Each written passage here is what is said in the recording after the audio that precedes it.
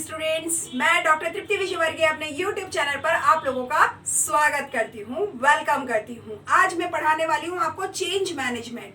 जितने भी competition exam होते हैं, जो पढ़ाई एमबीए या एमकॉम की होती है, इवन बीबीए बीकॉम में भी change management is the most important topic in the HR.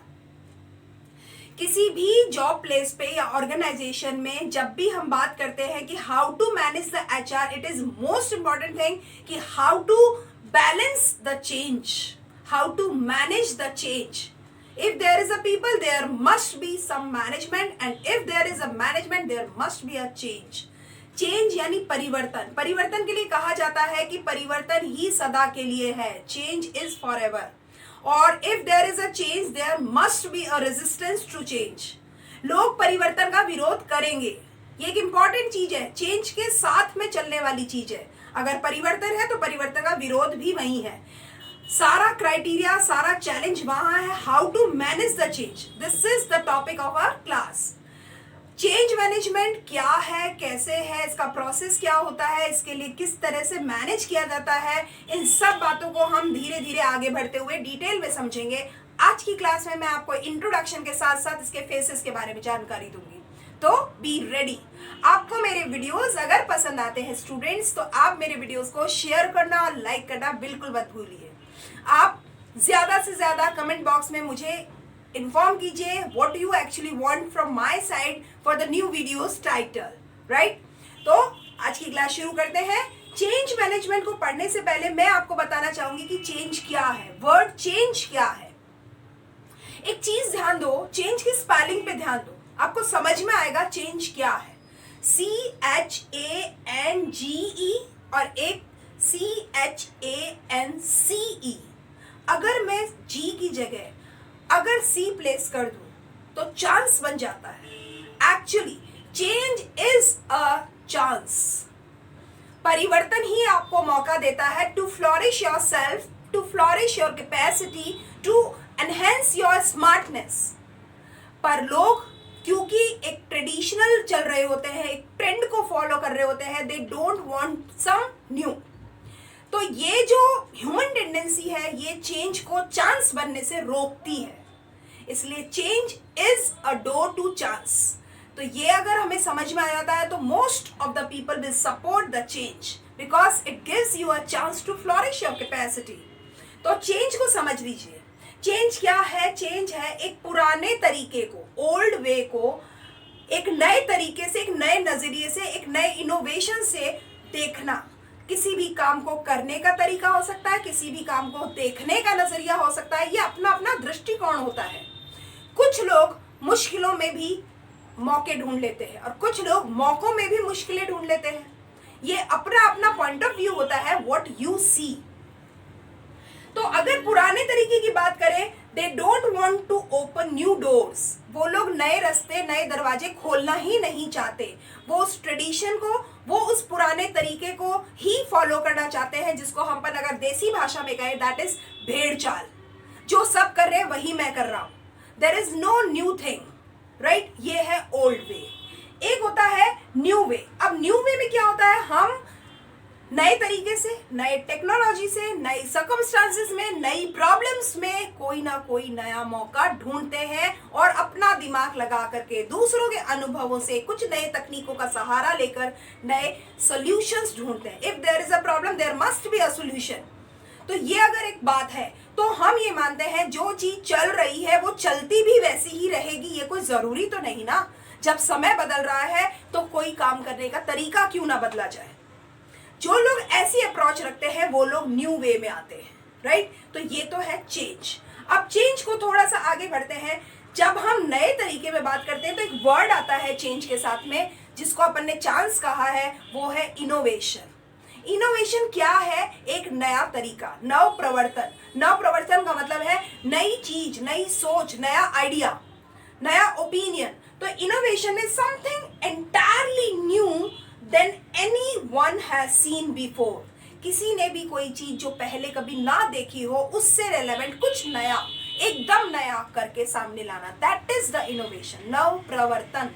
जो अभी हमारे ट्रेंड में नहीं है, प्रचलन में नहीं है, उसको एक ऐसे आइडिया के साथ लेके आना कि उन्हें, लोगों को वो काम करने में आसानी देता हो, उनके सोचने के नजरिए को एक नया दिशा देता हो। That is the innovation. तो न्यू वे के जो सपोर्टर्स होते हैं वो इनोवेटिव होते हैं, इसीलिए चेंज उन्हीं लोगों को पसंद आता है जो इनोवेटिव आइडियाज वाले होते हैं। और जो ऑर्थोडॉक्स या ट्रेडिशनल होते हैं, they always resist the change, right. अब बात करते हैं, तो चेंज एक तरीके से हमें समझते हैं, change is an approach to transition. परिवर्तन करने की एक दृष्टिकोण है, एक वे है ये। तो change is an approach to transition. अब ट्रांजिशन क्या, किस चीज का ट्रांजिशन होता है? ये कहता है it is the transitioning individuals, teams और any organization to a desired future state. आप जो भविष्य में जिस चीज को जिस स्थिति में देखना चाहते हो उस तक पहुंचाने की प्रक्रिया है चेंज, राइट। तो इसको जब हम मैनेज करते हैं, यही चेंज मैनेजमेंट बन जाता है। चेंज क्या है?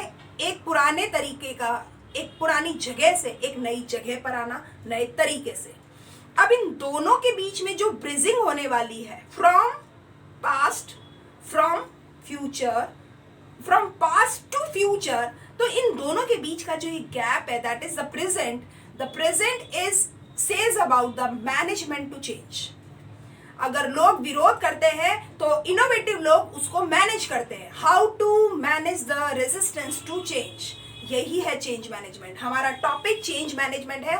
Firstly I am clearing the word change and I am just toward moving to change management. तो चेंज मैनेजमेंट को हम ये कह सकते हैं, ये एक तरीके से एक ऐसी प्रक्रिया होती है जिसमें हम किसी काम को करने के पूरे स्कोप को, पूरे फील्ड को देखते हैं और उसमें क्या, कैसी, कहाँ गुंजाइश है उसको ढूंढते हैं, अपॉर्चुनिटीज को सर्च करते हैं और उसको एक्सप्लोर करते हैं। Then we can get the objective smartly.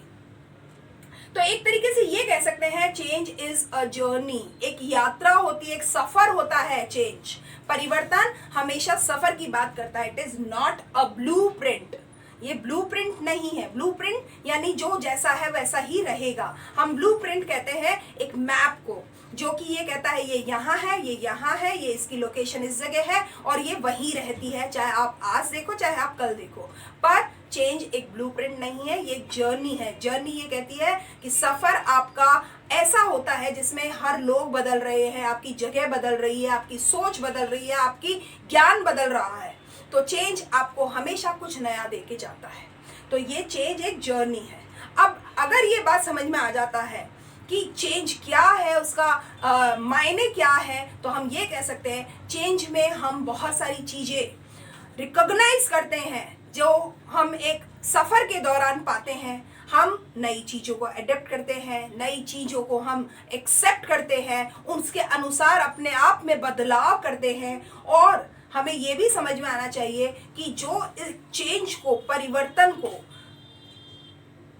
Actuate करने में जो हमारे को हर्डल पैदा करती है, that is the restraining force. ये एक बहुत ही ड्राइविंग फोर्स होती है।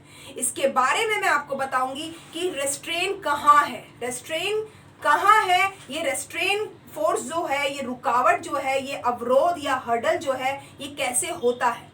टॉप लेवल पे भी हो सकता है, एक्सटर्नल भी हो सकता है। कोई बदलाव की ज़रूरत अगर कोई एक्सेप्ट कर ले, तब भी लोगों को, जिन लोगों का एक्सेप्टेंस नहीं है वो विरोध करने लग जाते हैं। ये इम्पोज भी हो सकता है। इस तरीके की चीज़ें जहाँ पे लोग बदलना नहीं चाहते वो रेस्ट्रेन करने लग जाते हैं, तो विरोध करने लग जाते हैं। अब मैं आपको बताती हूँ 4 फेजेस के बारे में, जो कि चेंज के बारे में बताते हैं। इसके 4 फोर्सेस हैं, फेजेस कह लो, फोर्सेस कह लो। अब वो क्या है? वो ये कहते हैं, अगर हम 4 फेसेस की बात कर रहे हैं तो वो 4 फेसेस है जनरली। एक होता है डिनायल, जो कि पास्ट को बात करेगा, डिनायल। और एक होता है कमिटमेंट, जो कि फ्यूचर की बात करेगा। डिनायल का मतलब है हर चीज को मना करना, स्वीकार नहीं करना। और एक होता है कमिटमेंट, एक प्रॉमिस कर देना, एक वादा कर देना कि यस। जो लोग डिनायल करने वाले होते हैं वो पास्ट को शो कर रहे होते हैं, भूत को शो कर रहे होते हैं, जो चीज बीत गई है उसको शो कर रहे होते हैं। तो वो लोग हमेशा रेजिस्ट करेंगे, वो लोग हमेशा रेजिस्ट करेंगे, विरोध करेंगे। जो लोग पास्ट लवर होते हैं वो रेजिस्ट करने वाले और डिनायल नेचर के होते हैं, और जो लोग फ्यूचर ओरिएंटेड होते हैं वो कमिट करते हैं और एक्सप्लोर करते हैं। अगर मैं आपको समझाऊं इसको, तो इसके अपने अपने एक फीचर होते हैं, इन चारों फेसेस के अपने अपने एक फीचर होते हैं। अगर मैं बात करूं, ये जो डिनायल लोग होते हैं, मना करने वाले लोग होते हैं, जो विरोध करते हैं, इनके कुछ फीचर्स होते हैं। वो ये कहते हैं डिनायल करने वाले कि जो बीत गया है समय, उसमें कुछ अच्छा था, सब कुछ अच्छा था, क्या अब ये नहीं, अब कुछ भी नया इसमें हो नहीं सकता। उनमें बहुत ही आलसीपन होता है, हर चीज नए को ना करने की आदत होती है, हर उस चीज को वो यूजुअल एटीट्यूड में लेते हैं। ठीक है, कोई बात नहीं, चलेगा, इस तरह का अप्रोच डेवलप करते हैं। और हर एक नई इंफॉर्मेशन को वो सुनना भी पसंद नहीं करते। उन्हें लगता है कहीं ना कहीं कोई नया काम आ जाएगा, नया कोई प्रेशर आ जाएगा। ऐसे लोग होते हैं डिनायल। और जो रेजिस्ट करने वाले होते हैं उनमें गुस्सा होता है, कहीं ना कहीं वो नुकसान करेंगे, एक नेचर में आता है। स्टबर्न हो जाते हैं, वो खींच जाते हैं, वो लोग दूसरों को दोष देने लग जाते हैं, हमेशा शिकायत करेंगे और ऐसे बीमार से रहेंगे, उनके चेहरे पे चमक नहीं होगी। ऐसे लोग होते हैं रेसिस्ट करने वाले। और ऐसे ही दूसरों की जो क्षमताएं हैं उनको भी वो शक करने लग जाते हैं, डाउट करने लग जाते हैं। अब ये डिनायल और रेजिस्टेंस मैंने बता दिया, ये पास्ट की बात है। अब जरा बताते हैं कमिटेड और एक्सप्लोरेशन वाले नेचर के लोग जो फ्यूचर ओरिएंटेड होते हैं वो कैसे होते हैं। जो एक्सप्लोर करने वाले होते हैं वो ये कहते हैं, अरे अब क्या करें, कुछ नया क्या कर सकते हैं।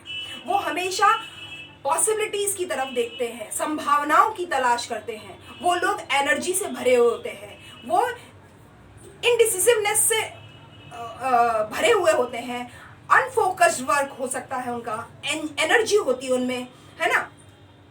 क्लैरिफाई करते हैं वो गोल्स को।